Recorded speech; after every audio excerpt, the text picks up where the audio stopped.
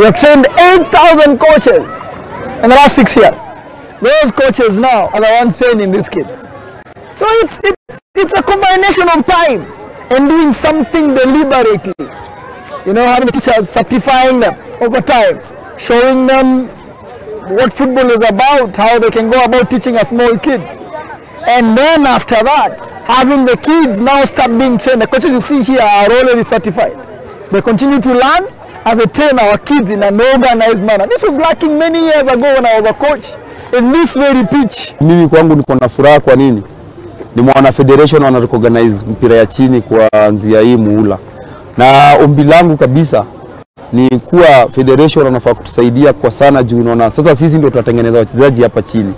Na tushawatengeneza watu wajua wana wapoach lakini sisi ndio tumeumia nao. So tunangeomba tu federation kitia maana ile wangetufanyia.